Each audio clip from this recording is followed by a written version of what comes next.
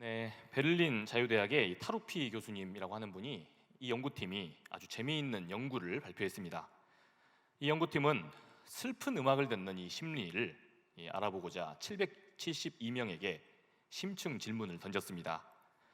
그렇게 이 응답자들의 그 답변들을 모아서 결론을 내었는데, 이때 가장 사람에게 많이 느껴졌던 감정은 다름이 아닌 그리움이었답니다. 어떤 감정이요?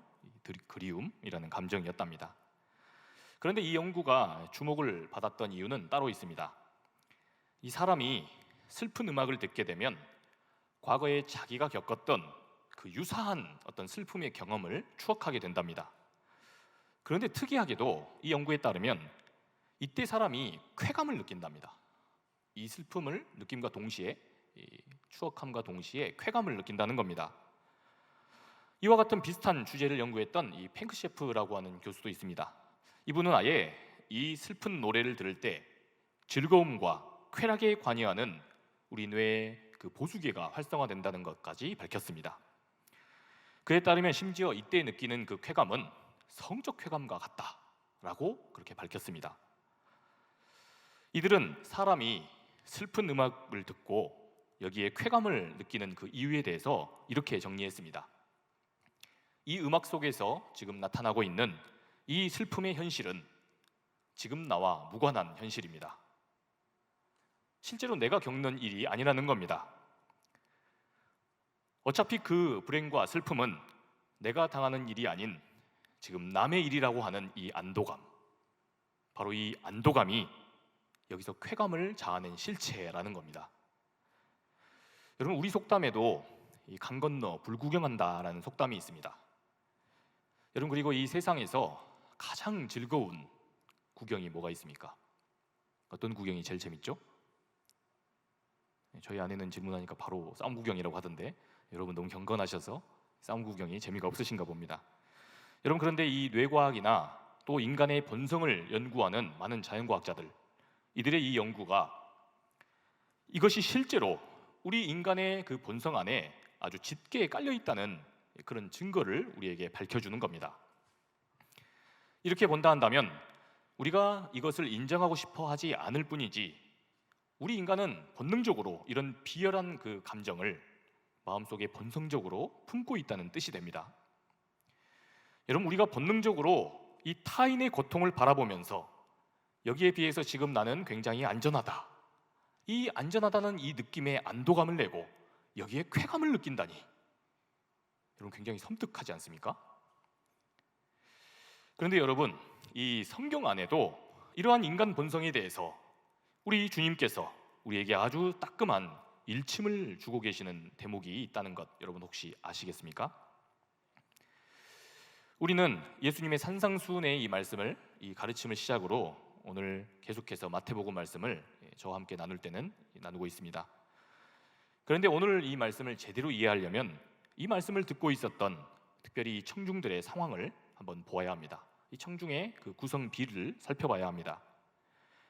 당시 갈릴리 사람들은 아주 서러운 식민 백성으로 살았습니다. 특별히 늘 배고픔의 시간을 보냈습니다. 1년에 아주 배부르게 먹을 수 있었던 날이 약 19일 정도였다고 합니다. 그러니 얼마나 그 삶이 비참했겠습니까? 그런데 이들에게는 이 배고픔보다도 더 끔찍하고 고통스러운 일이 있었습니다. 그것은 바로 이들이 늘 자기들이 죄인이라고 여기며 살아야 했던 이 죄책감이었습니다. 당시 이러한 죄책감을 주도했던 사람들은 이 바리새인들이라는 사람들이었습니다. 이들은 원래 아주 고귀한 결기와 또 기계로 민족이 아주 어려운 위기 상황이 되었을 때 나라를 구했던 영웅들이었습니다. 과거에 로마 통치 이전에 이 이스라엘 백성들은 이 헬라 왕조 이 중에 하나였던 셀류커스라고 하는 이 왕조의 이 시리아 제국의 침략을 받았습니다. 그런데 이때에 이 마카비라고 불리는 이 형제들에 의해서 이 어려운 국면에서 나라가 다시 일으켜집니다. 이것이 바로 이 신구약 중간사에 있었던 이 마카비 혁명이라는 혁명이었습니다. 이때 등장했던 나라, 이들이 세웠던 나라가 바로 하스몬 왕조였습니다. 그런데 이 왕조가 몇 대를 못 가서 이 안네우스라고 하는 왕이 통치합니다. 그는 이 헬라 세계의 문화를 굉장히 동경했던 사람들입니다. 이 약한 유대 사회의 문화 말고 이 세련되고 아주 탁월한 헬라 문화가 훨씬 좋다. 그러면서 이 헬라 문화를, 이 어렵게 유대 사람들이 몰아냈던 이 헬라 문화들을 다시 장려하게 됩니다. 그래서 하나님의 말씀의 법과 또 하나님의 뜻을 버리고 이 헬라 신들과 헬라의 어떤 우상적인 사상들을 자꾸 다시 돌이키는 그런 정책을 편 겁니다. 바로 이때에 목숨을 걸고 나섰던, 그래서 반대했던 영웅들이 있었으니 그들이 바로 바리새인들이었습니다. 여러분, 이 바리사이라고 하는 뜻은 분리된 자라는 뜻입니다. 악한 헬라 문화와 또 사상들로부터 자기들을 분리시킨다. 그래서 하나님의 말씀을 수호하고 또 하나님의 말씀을 지키며 이 나라의 하나님 말씀의 뜻이 이루어지기를 그렇게 결연한 의지로 개혁을 일으켰던 사람들이었습니다. 훗날 이들은 이 공로를 인정받아서 이 얀네오스의 다음 왕이던 알렉산드라 여왕이 통치하게 될 때 유대 사회의 종교적 실세가 됩니다. 그런데 여러분, 이처럼 유대 사회를 주름잡는 이 신앙적인 위기를 극복하고 이 유대 사회를 주름잡는 세력이 되니까 이 사람들이 변질되기 시작합니다. 이들은 무엇보다도 하나님의 말씀을 독점했습니다. 특별히 하나님 말씀의 해석을 독점합니다. 아니, 하나님의 말씀의 해석을 독점하다니 이게 무슨 소린가? 예를 들자면 이렇습니다. 유대인들이 가장 소중하게 여기는 이 율법에 보면 안식일에 일하지 말라, 거룩하게 지키라, 이런 법이 있습니다. 그런데 여러분, 일을 한다라고 하는 것, 여러분, 이 일을 한다는 그 기준을 잡는다는 것이 그렇게 간단한 일이 아닙니다. 성경에 구체적으로 명시되지 않은 이런 부분들, 그래서 어디까지 하는 것은 일이고 또 어떻게 지키는 것은 일을 하는 거고 또 아닌 것이냐, 여러분, 이것을 판별할 기준들이 필요했던 겁니다. 이렇게 해서 만들어졌던 것이 이 율법의 해설서였던 미슈나라는 거였습니다. 여러분, 그런데 이 해설서를 만들던 사람들이 이 바리새인들이었습니다. 그래서 이들이 정한 기준이 곧 법이 되고 이들이 제시한 그 기준이 그 당시에 어떤 절대적인 지침이 되었던 겁니다. 그러니 이들이 하는 이야기와 또 이들이 주장하는 바는 그 당시에 엄청난 권세로서 이 사람들을 높여주기에 충분했습니다. 그런데 갈릴리 사람들 중에는 이런 문제가 있었습니다. 형편이 너무나도 어려워서 이 안식일 날에도 일을 할 수밖에 없었던 그런 사람들이 있었던 겁니다. 또한 율법에는 소위 정결례법이라고 하는 이 레위기 법전에 이런 내용이 있습니다. 그러니까 거룩한 하나님의 사람들은 이 거룩한 백성들로서 반드시 씻고 먹어야 한다라는 규정이었습니다. 그런데 갈릴리에는 자신들의 어렵고 또 열악한 그 생활 환경 때문에 결코 씻을 수 없었던 사람들, 아무리 씻고 싶어도 씻을 수 없이 그렇게 음식을 먹어야 했던 이들이 많았던 겁니다. 여러분, 이런 사람들이 이 바리새인들의 먹잇감이 되었습니다. 바리새인들은 이 사람들의 형편을 결코 고려하지 않습니다. 그러니 대다수의 갈릴리 사람들은 아무리 최선을 다하고 애를 써도 결국 죄인이 될 수밖에 없는 그런 사회가 되어버렸습니다. 바리새인들은 이 율법을 허락하신 그 하나님의 의도와 하나님의 그 의중과 뜻은 결코 묻지 않았습니다. 그저 자기들이 정한 그 기준대로 거기에 어긋나면 이 사람들을 따라다니면서 정죄하고 다녔습니다. 그 결과 예수님 시대에는 이 갈릴리에는 이 사회 구성원들이 아주 기형적으로 나뉘어져 있었습니다.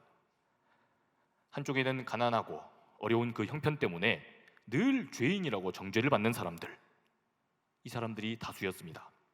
그리고 또 한쪽에는 아주 거룩하다고 하는, 또 착하다고 하는 그 소수, 하나님의 말씀 안에서 안전하게 있다는 그 소수로 나뉘게 된 겁니다.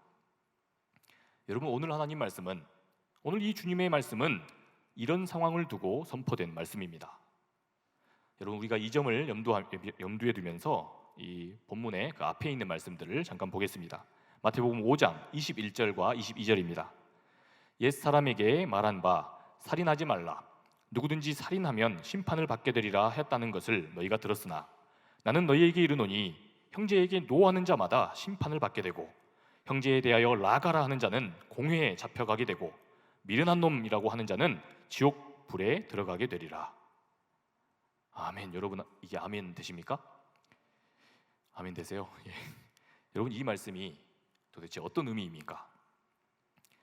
바리새인들은 과거에 이 모세가 하나님으로부터 직접 받았다고 하는 이 율법, 바로 이 돌판에 받은 율법의 말씀을 기계적으로 그렇게 적용하고 또 해석하고 있었습니다. 여기서 바로 옛사람에게 말한 바라고 하는 것은 주님이 지금 모세와 그 당시 사람들을 가리켜서 하는 이야기인 겁니다. 이 중에서도 이 말씀은 우리가 잘 알고 있는 이 10계명의 6번째 계명, 살인하지 말라라는 규정을 이야기하는 겁니다. 여러분, 그런데 지금 주님께서 아주 뜬금없이 이 살인하지 말라라고 하는 이 말씀을 갑자기 이야기를 하시고 계신 겁니다. 여러분, 그런데 주님은 바리새인들처럼 그저 사람을 물리적으로 폭행해서 죽이는 그 행위적인 살인을 지금 말씀하시고 계시는 것이 아닙니다. 주님은 이렇게 말씀하십니다. 형제에게 화를 내는 사람도 어떻게 됩니까? 이거 살인죄로 간주받을 거라는 겁니다. 또한 형제를 가리켜서 라가라 하는 자도 지옥에 들어갈 거다. 여기서 이 라가라고 하는 말은 돌대가리라는 뜻입니다. 형제를 향해서 야, 너 돌대가리다 이렇게 말하면 지옥 불구덩이에 들어간답니다. 심지어는 미련한 놈이라고 이렇게 함부로 말하는 사람도 심판을 받는데 무슨 심판입니까? 역시 지옥, 이 지옥행 심판이라는 겁니다. 여러분, 그런데 지금 예수님께서는 오늘은 그냥 심심한데 이런 말씀이나 나눠볼까? 그렇게 하시면서 시시콜콜 어떤 윤리적이고 도덕적인 어떤 규정을 이야기하시면서 이렇게 살인 규정 말씀을 하시는 것이 아닙니다.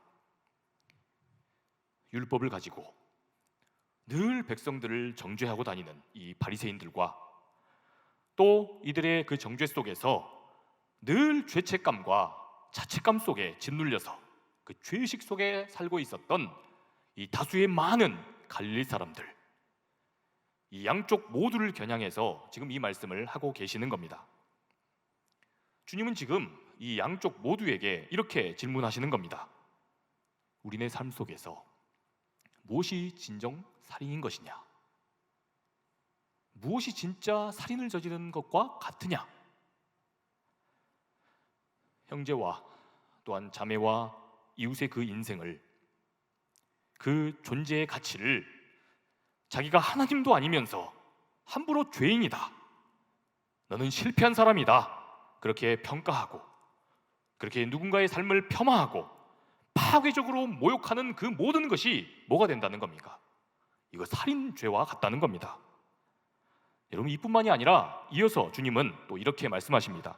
우리 27절과 28절 말씀을 함께 읽겠습니다. 또 간음하지 말라 하였다는 것을 너희가 들었으나 나는 너희에게 이르노니 음욕을 품고 여자를 보는 자마다 마음에 이미 간음하였느니라. 아멘. 여러분, 바리새인들은 이 간음하지 말라라고 하는 그 율법도 구체적으로 간음을 한 어떤 남녀의 어떤 그런 행위, 이것을 두고 그런 행위적 정황이 나타났을 때 이것이 성립된다, 이 간음죄가 있다라고 판단했습니다. 여러분, 그런데 주님께서는 바로 이 간음죄 역시도 그것의 의미를 아주 확장해서 선포하십니다.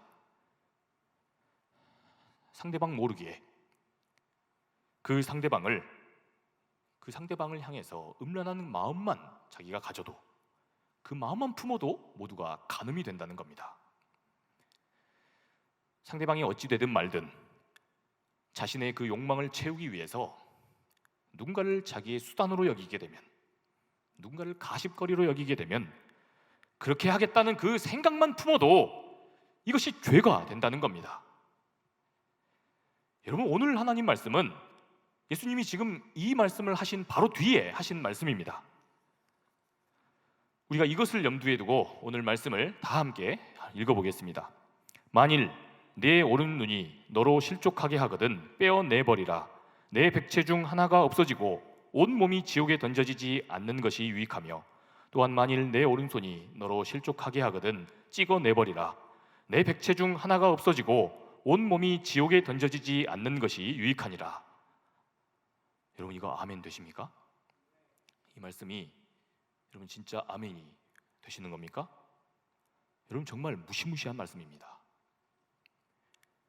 상대방을 욕보일 생각만 해도, 누군가를 조금만 모욕하기만 해도 그래도 지옥에 들어갈 것이다. 이런 일을 상상만 했어도 너의 눈을 빼버리는 것이 낫다. 여러분, 이렇게 말씀하시는 이 말씀을 어떻게 받아들여야 합니까? 만일에 너의 손이, 여러분, 손은 좀 깊은 의미에서, 좀 다양한 의미에서 그가 하는 모든 행동을 가리킵니다. 여러분, 그런데 우리의 행동이 누군가를 실족하게 하거나 누군가의 마음을 아프게 한다면 차라리 그 손 찍어버려라, 잘라버리라는 겁니다. 여러분, 이 말씀 앞에서 자유로울 수 있는 사람이 어디 있겠습니까? 여러분, 만약에 또 이런 말씀을 따른다면 이 중에서 지옥에 가지 않을 사람이 어디 있겠습니까? 아니면 반면에 어떤 사람이 그렇다면 우리의 모든 사지가 멀쩡한 채로 천국에 가서 살 수 있겠습니까? 여러분, 그런데 지금 우리 주님께서는 우리를 협박하고자 이렇게 말씀하시는 것이 아닙니다. 여러분, 우리가 오늘 이 말씀을 제대로 이해하려면 주님의 그 의중을 깊이 헤아려야 합니다.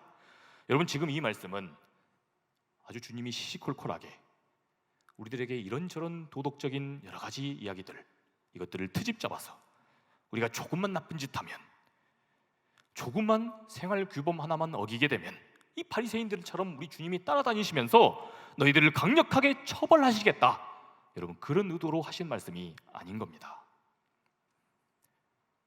앞서 우리는 보았습니다. 이 말씀을 듣고 있는 청중들이 누구였습니까? 늘 시시콜콜한 이 율법의 그 문자적인 조항에 매여서 너는 지금 이걸 어겼다, 너는 지금 이것을 잘못했다, 너는 그래서 죄인이다, 넌 지금 그게 자격 미달이다, 그래서 너는 하나님 앞에 사랑받을 자격이 없다, 이렇게 늘상 따라다니면서 사람들을 평가하고 함부로 재단한 사람들, 그러면서도 율법에 착실한 자기들은 안전하다고 믿는 이 바리새인들, 여러분, 1차적으로 이 바리새인들을 지금 겨냥하고 계신 말씀인 겁니다. 그러면서도 한편으로 우리 주님은 지금 이 갈릴리 백성들을 위로하고 계시는 겁니다. 오늘도 이 종교적인 규범에 그렇게 주눅이 들고 자책감이 들고 이 바리새인들에게 속절없이 상처를 받고 무시를 받아서 그 속이 검게 타버린 이 갈릴리 사람들, 오늘 하루 너무나도 열심히 살고 있지만 그런데도 늘상 돌아오는 것은 나는 죄인이다, 나는 실패한 사람이다, 이렇게 자기 스스로를 자책하고 있는 이 갈릴리 백성들을 주님은 지금 위로하고 계시는 겁니다. 주눅 들지 말아라. 실상은 누가 죄인이냐? 늘 그 자기네들의 잣대로 사람을 이렇게 저렇게 평가하고 있는 저 사람들, 그렇게 누군가를 모욕을 주고 그의 인격을 밟고 삶을 존엄하게 살고자 하는 이러한 작은 소망마저 다 끊게 만드는 사람들, 그러면서도 자기들은 하나님 안에서 지금 의롭고 안전하다라고 믿고 있는 이 바리새인들이 오히려 진짜 죄인임을 주님은 지금 선포하고 계시는 겁니다. 여러분, 주님은 이러한 죄가 심지어는 살인을 범하는 죄와 같다, 여러분, 그래서 지금 주님이 살인하지 말라라는 계명을 재해석하신 겁니다. 나 같은 사람도 우리 주님의 사랑의 대상이 될 수 있을까? 주님이 오늘 주님 뜻에 합당하게 살기를 실패한 나, 이런 나도 우리 주님께서 긍휼히 여기시며 별로 그렇게 커다란, 하나님께 뭔가 커다란 헌신한 것 몇 가지 없는 이런 나도 하나님께서 사랑하실까? 이런 나도 주님이 사랑해 주셔서 내 삶도 사용하시고 그래서 내 삶이 행복해질 수 있을까? 이러한 희망들을 다 꺾어버리면서 그 사람이 지금껏 최선을 다해서 걸어온 그 사람의 삶의 족적의 그 의미를, 그 가치를 함부로 평가하고 폄하하는 사람들, 여러분 이런 사람들에게 천국은 없다는 겁니다. 여러분 왜 그런 것입니까? 주님께서 오늘 너무나도 사랑하시며 여전히 부족하지만 그 사람을 통해서도 하나님 나라를 이루실 그 기대와 소망을 갖고 그 사람을 기다리고 계십니다. 그런데 그런 사람으로 하여금 삶의 의욕을 꺾어서 우리 하나님의 그 기대에 합당하게 살 수 있는 그 사람을 영영 하나님 곁에서 단절시키는 것이기 때문입니다. 여러분 그렇다면 오늘 이 협박처럼 보이는, 이 협박과 같이 보이는 이 말씀의 의미는 과연 무엇입니까? 오늘 다시 한번 이런 이해를 토대로 오늘 말씀을 읽어보겠습니다. 만일 내 오른눈이 너로 실족하게 하거든 빼어내버리라. 내 백체 중 하나가 없어지고 온 몸이 지옥에 던져지지 않는 것이 유익하며, 또한 만일 내 오른손이 너로 실족하게 하거든 찍어내버리라. 내 백체 중 하나가 없어지고 온 몸이 지옥에 던져지지 않는 것이 유익하니라. 아멘. 여러분 그러니까 주님은 지금 우리들의 사람을 보고, 그 사람의 삶을 보고, 그 사람이 지금껏 걸어왔던 그의 인생을 바라보고 여기에 대해서 생각하는 우리들의 그 생각과 시선을 교정하라는 겁니다. 사지를 절단하는 것 같은 그런 강력한 결단으로 그렇게 교정하라는 겁니다. 이웃을 보고 또 친구를 보면서 어디 이 친구 좀 흠집내 볼 것 없을까? 아까 서론에서 우리가 보았습니다. 우리는 오늘 많은 과학적 연구들을 토대로 보고 있습니다. 우리에게 본성적으로 그런 성향이 있다는 겁니다. 그래서 우리의 친구와 이웃을 흠집낼 것 없을까? 저 사람을 좀 깎아내려서 내 의로움을 상대적으로 좀 잘 드러내 보이고 나의 우월함을 좀 과시하면서 내가 씹을 가십거리는 혹시 없을까? 우리들의 이러한 안목과 우리의 이러한 그 시선을 지금 돌이키라는 겁니다. 만일에 우리의 손이 남을 아픔과 고통에 몰아놓고 있으면서 나는 주님 안에서 안전합니다. 여러분 그래서 제가 이 안전합니다라는 고백의 찬양을 은근히 좀 이렇게 싫어하는 그런 느낌이 있습니다. 나는 괜찮고 상대적으로 좋은 사람이라는, 만일 우리가 이러한 저열한 쾌감을 누리고 있다면 여러분 당장 우리가 그러한 행보를 멈추라는 겁니다. 여러분 그런데 조금만 우리가 생각해 보면 이것을 이해할 수 있습니다. 늘 하나님 안에서 자기 자신은 잘 들여다보지 못하면서 자기 기준으로 남이 늘 이렇다 저렇다 그렇게 평가하는 사람에게 만족이 있을 리가 없습니다. 늘 뭔가가 불만일 겁니다. 나와 다른 저 사람의 그 다름이 항상 늘 불편하고, 그래서 내가 뭔가 좀 고쳐줘야 할 것 같고, 이것이 거슬리는 그 사람의 그 마음에 평안이 있을 리가 없습니다. 그런 사람에게 행복감이 있을 리가 없는 겁니다. 늘상 살면서 옆에 있는 가족도, 나의 친구도, 나의 또 이웃도 늘 내가 생각하는 대로, 내가 그렇게 계산한 대로 그렇게 움직여줘야 그게 선한 거고, 그것이 바른 것이고, 그렇게 안 되면 화를 내고 역정을 내고 그렇게 함부로 누군가의 삶을 평가하는 사람에게 여러분 과연 천국이 있겠습니까? 여러분 그래서 지금 오늘 말씀은 주님이 협박하시는 게 결코 아닙니다. 나와 다름을 용납하지 못하고 내 생각대로 되지 않는 것을 늘상 참지 못하는 사람, 그래서 하나님 앞에서 오늘도 간절히 매달려서 제발 하나님 이 못난 나의 성품을, 저의 성품을 좀 깨뜨려 주십시오. 주님 신앙생활 하는 동안 저의 이 못난 모습을 제발 좀 성숙한 모습으로 다듬어 주십시오. 여러분 이러한 애원이 없고 이러한 삶의 다짐이 없는 사람에게 천국은 없다는 겁니다. 여러분 늘 사람을 보는 그 관점이 삐뚤어져 있는데, 상황과 사태를 보는 그 눈이 언제나 삐뚤어져 있는데, 이러한 내 관점과 나의 그 사람 됨됨이의 성품이 바뀌지 않는데, 여러분, 그런 사람에게 어디가 천국이며 어디가 과연 낙원이 될 수 있겠습니까? 그러니 이를 마치 쌩쌩한 눈을 뽑는 절박한 심정으로, 그리고 사지를 절단하는 것 같은 강력한 결단으로, 그 절박함으로 우리의 시선을 교정하라는 겁니다. 우리가 하나님께 이것을 두고 매달려야 한다는 겁니다. 우리가 살아가는 동안 이러한 결단과 변화가 있어야 한다는 겁니다. 사랑하는 여러분, 오늘 말씀은 우리들의 이 신앙생활을, 그 신앙생활의 어떤 근본부터 다시 되돌아볼 것을 촉구하고 있습니다. 지금 이 땅에서부터 단 한 번도 나와는 다른 생각, 나와는 다른 입장과 다른 형편과 처지에 있는 그 사람의 그 아픔과 어려움을 이해해보지 못했습니다. 이들과 조화로운 관계를 못 유지해보고 따뜻한 교감과 정말 대화, 내 이야기가 가고 다시 상대방의 이야기를 듣고 다시 공감하고 오는 이런 대화, 여러분, 이런 교감을 나눠본 적이 없는 사람입니다. 여러분, 이런 사람은 그가 갑자기 어떤 특정 천국이라는 곳에 갑자기 놓여진다 할지라도 그곳에서 결코 행복할 수 없습니다. 여기서도 단 한 번도 그렇게 살지 못했는데 갑자기 나의 인격에 개벽이 일어나서, 여러분, 우리가 그렇게 달라질 수 있는 겁니까? 여러분, 엄연히 따지면 그것은 내가 아닙니다.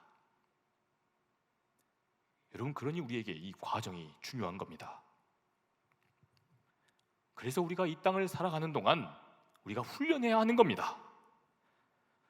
잘 관계 맺는 법도 배우고 사람을 품격 있게 존경하게 대하는 그런 대화하는 법도 우리가 배워야 합니다. 상대를 인격적으로 대하는 훈련도 우리가 해나가야 합니다. 여러분, 또 우리가 한 해를 마치며 귀한 리더십들을 세우는 자리에 있습니다. 여러분, 신앙생활이 우리 청년부에서 하는 봉사가, 각 팀에서 하는 헌신이 여러분 아무런 의미가 없다고요? 셀 모임에서 함께 나와 다른 삶을 살아가고 있는 우리들 지체들의 이야기를 듣고 우리 지체들의 그 삶의 내용을 들으면서 조화롭게 함께 이야기를 나누는 그 자리가 여러분 가치가 없다고요? 여러분, 그러면 어디서 훈련하시겠습니까? 어디서 우리가 천국 백성답게 함께 대화를 나누고 내가 함께 맞춰가며 조화롭게 함께 삶을 나눌 수 있는 자리를 여러분 어디서 찾으시겠습니까? 여러분, 연말만 되면 저희 사역자들이 잠을 못 이룹니다. 내년에 또 새롭게 세울 그 임원들 때문에 이 임원들이 헌신하겠다는 임원이 나오지 않아서, 또한 셀 리더가 되겠다는 내가 좀 앞장서서 제가 좀 더 수고롭더라도 이러한 대화의 자리를, 함께 관계 맺는 이 귀한 자리를 좀 만들어 보겠습니다. 자발적으로 먼저 나서는 사람들이 교회 안에도 한 명도 없다는 겁니다. 여러분, 그렇다면 우리가 어디서 천국을 경험합니까? 이 땅에서도 한 번도 그런 경험을 해보질 못했는데 우리가 어디서 삶을 나눕니까? 사랑하는 청년 여러분, 오늘 우리가 이 주님의 말씀 안에서 다시 한번 우리들의 삶을 돌이킬 수 있기를 바랍니다. 천국 백성다운 그런 성품으로 사람을 보고 또한 세계를 보는 일, 여러분, 이런 일들은 결코 한두 차례의 이벤트나 또한 수련회 한 번으로 그렇게 우리에게서 만들어지는 것이 아닙니다. 우리 안에 그 수련회 때에 뜨거운 느낌이 없으니까 우리 신앙생활이 안 되는 것처럼 느껴지십니까? 아닙니다. 우리가 그 이례적인 단 한 번으로 우리가 우리의 성품을 바꾸고 우리의 관점을 바꾸고 우리의 안목을 바꾸고자 하는 그런 게으른 마음을 갖고 있기 때문입니다. 여러분, 이것은 과정을 통해서 이루어지는 것입니다.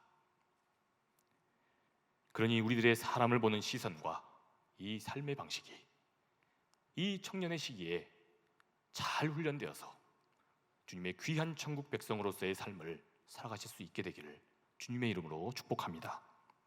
그래서 저와 여러분 모두가 우리 주님의 백성으로 다듬어져서 소망이 없다라고 여기는 이 세상에서 누군가를 살맛나게 하고 기쁘게 하는 삶 살아가시기를 주님의 이름으로 축복합니다. 주님 은혜를 감사합니다.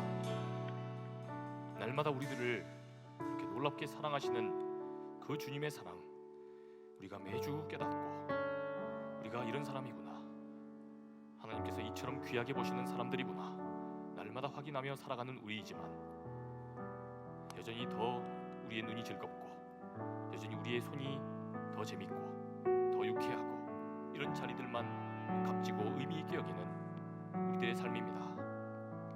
그러나 이런 우리임에도 불구하고 또 새로운 사람들을 세우시며 하나님의 귀중한 그 하나님 나라의 귀한 역사를 이루어 가시는 주님, 우리 상당대학의 대학 청년부에 주님을 위한 헌신, 또한 우리 믿음이 연약한 자들을 위한 그런 귀한 대화의 자리, 사랑을 나누는 자리, 우리들의 서로 다른 생각과 삶의 다른 가치관을 함께 교류할 수 있고, 그래서 더 아름다운 그런 목소리들로 그렇게 하나님을 찬양할 수 있고 더 아름다운 빛깔로 조화롭게 하나님 나라를 이루어갈 수 있는 그 귀한 자리에 헌신된 사람들, 이런 헌신된 우리 청년들이 넘치게 하여 주시옵소서. 말씀 앞에서 그러한 결단과 그러한 믿음으로 나아가는 귀한 청년들 덕에 하나님 나라가 더욱 확장되며 믿음이 약한 이들이 더욱 힘을 얻는 귀한 우리 대학 청년들에게 인도하여 주시옵소서. 그래서 세상이 보지 못하는, 세상이 경험하지 못하는 귀한 교제와 사랑과 대화와 공감의 자리, 이 귀한 자리가 날마다 우리 가운데 넘쳐날 수 있도록 하나님 함께하여 주시옵소서. 그렇게 하실 우리 하나님만을 찬양합니다. 이제는 우리 구주 예수 그리스도의 은혜와 하나님 아버지의 크고 극진하신 사랑하심과 성령님의 감화 감동 교통하심의 역사가 때로는 늘상 우리에게만 기쁨이 되고 내가 편한 대로만 그렇게 대로 신앙생활을 하고자 하는 그런 마음이 있지만, 여전히 이런 우리들도 하나님께서 다시 부르시고 다시 세우셔서 그렇게 귀한 천국의 나라, 하나님 나라의 귀한 그 자리들을 만들어 나가고자 그렇게 하신다는 걸 믿고 나아가는 이 자리에 모인 우리 모든 상당의 청년들 머리머리 위에 지금으로부터 영원토록 함께 하옵시기를 간절히 축원하옵나이다. 아멘.